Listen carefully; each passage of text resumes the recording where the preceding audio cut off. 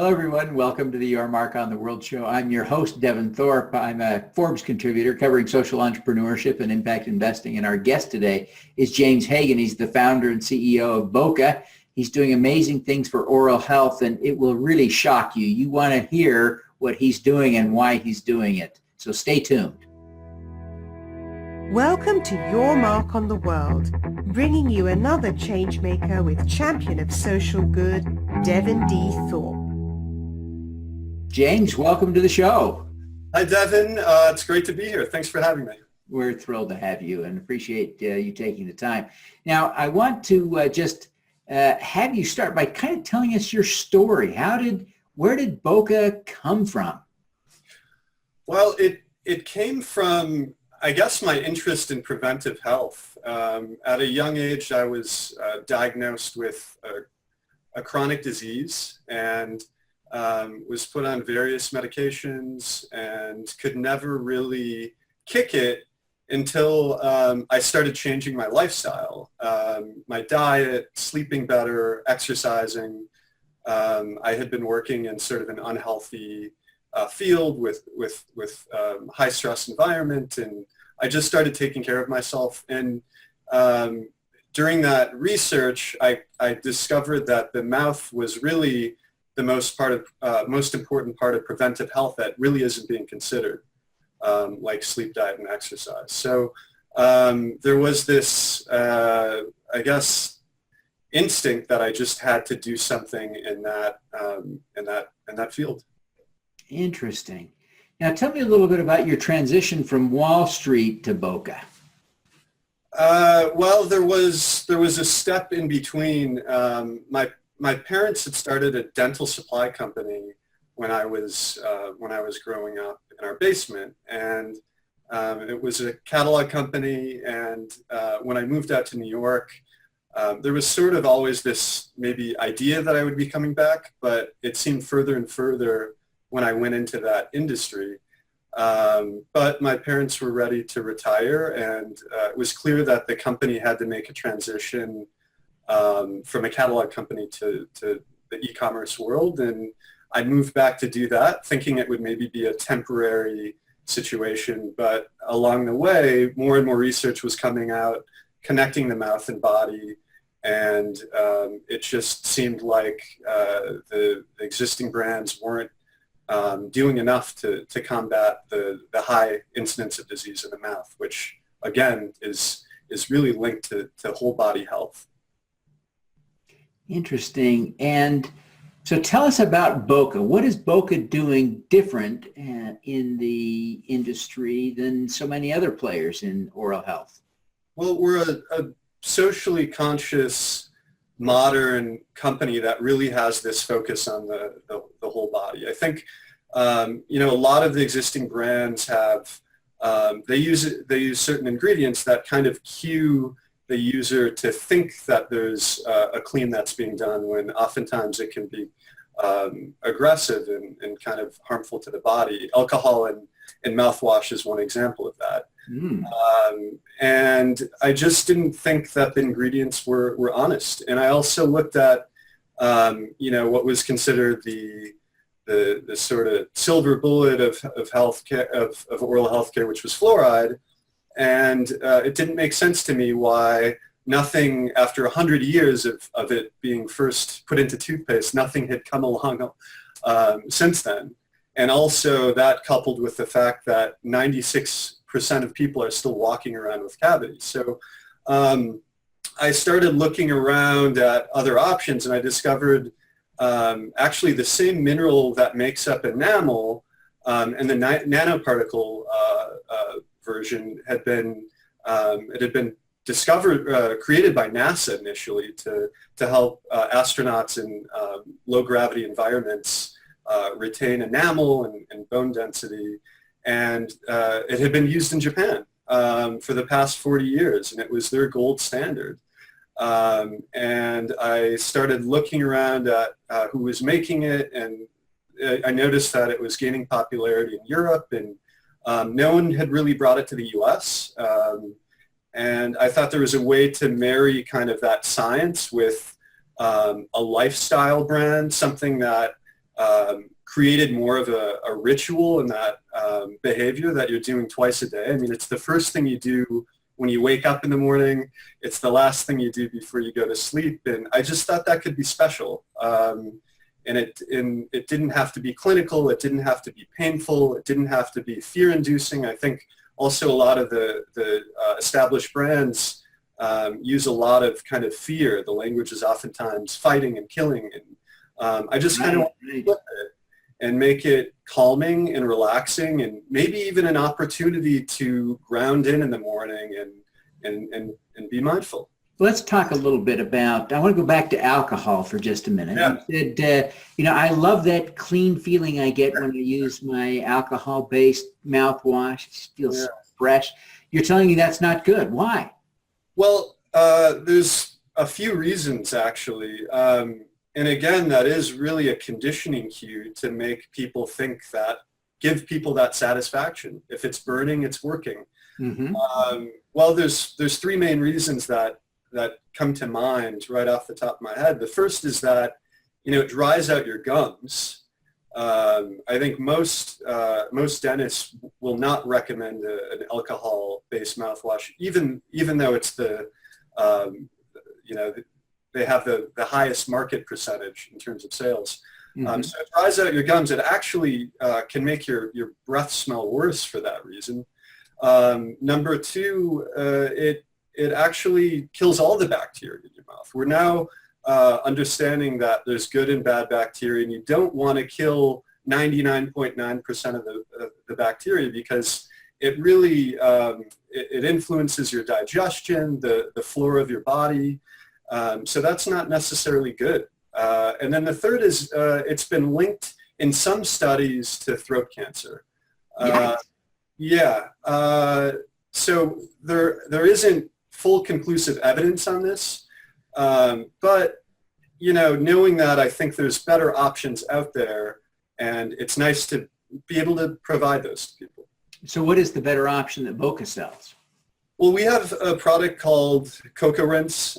It's mostly coconut oil, and we have a few dental advisors and just dentists that we follow that have been recommending it as a mouthwash replacement. And that is actually rooted in something called oil pulling, which is an Ayurvedic sort of folk remedy that's been practiced for thousands of years in India. But we decided that we could take nanohydroxyapatite, that mineral that makes up your enamel that has been proven to be very effective, and put it into our coconut mouthwash. So it's really nature and traditional medicine coming together with contemporary medicine. Some of the most cutting edge ingredients, which is again this ingredient that came out of NASA. Interesting combination of things. So what are the other products that you sell? Well, we just launched an electric brush, so we're very proud of that. Another component to what we're doing is the design focus. We want to have, we think that people will be more interested in taking care of their mouth if we have beautiful design products that look good in their vanities. A lot of the existing brands make sort of these space-aged, dystopian-looking products that have tons of buttons. And, oral care doesn't have to be that simple. You don't even need an electric brush. It helps some people, and it tells you how many minutes to brush, and it can give you an alert to sort of cue when to change in your mouth. But a manual brush works perfectly fine. We sell those as well, and it's really just a personal preference. And we also have a product called Element, ELA, and that's Sanskrit for cardamom. But when you put it together, it's Element, and it's very representative of the brand. And that is as far as I know, the first natural toothpaste that has been formulated with nanohydroxyapatite, this mineral that makes up the enamel. So we're thrilled to be able to offer a natural toothpaste that actually has science-backed ingredients in it, which, to my knowledge, didn't exist until we brought it to market. So does your toothpaste have fluoride in it or not? No, it doesn't. it doesn't have fluoride, which can be a point of contention because we've been so indoctrinated with this idea that you need it. And there's even been sort of it's sort of an off topic sort of ingredient. You can't really question it because there's sort of a lot of people that will start shouting. But we understand that fluoride is an effective remineralizer. We just think our product's safer, and there are clinical studies that show that nanohydroxyapatite rebuilds the enamel better than fluoride. So no, we don't use fluoride, but we're not totally anti-fluoride, although some people are getting too much of it. 1 in 4 children have fluorosis, and the EPA a few years ago recommended they lowered the recommended amount in the water supply. So, if people want to use fluoride, I think as long as they're not getting too much, it's okay. But we're a great alternative that also is effective. Yeah. Tell us a little bit about the importance of oral health care with respect to the rest of the body. I think this is an intriguing notion. What's the connection? You alluded before to the possibility that there's a connection between oral health care and your heart. That just blows my mind. Right. Well, the highest incidence of decay and inflammation, basically from not flossing and not taking care of your mouth, it creates bacteria cells and inflammation cells. And because your gums are really only 1 cell deep, and there are these incredible transdermal properties. I mean, we talk about what we're putting on our skin and in our hair, but really the gums absorb much more. So when you have a high degree of bacteria and inflammation cells just sort of circulating in your mouth, they get into your bloodstream. And once they're in your bloodstream, again, they're compromising your immune system. They're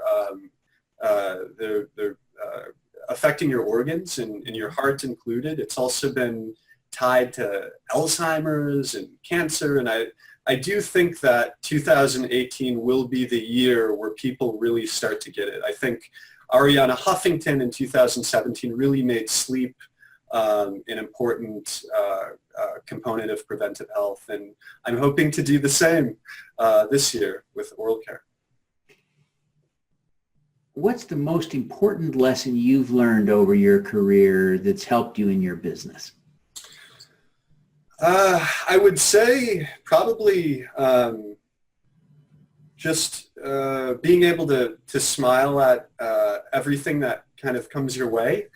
I think, the day-to-day of starting a brand, or I'm sure, as you know, starting your show, you have a lot of ups and downs when you're putting yourself out there to do something different. And I guess trying not to label something good or bad has been really important to me, and that's something I've I guess developed through meditation practice. And that, I think, has allowed me to be a little more even-keeled when, we have a fire that I need to put out, or something of that nature. It allows more a more calm, clear-headed way of approaching the long-term path of what you're creating. Oh, sure. You've incorporated some social good direct services, donations into the business model. Tell us a little bit about what you're doing and why. Yeah. Well, we've decided to partner with an organization called Surge, and actually Surge predated Boca for me.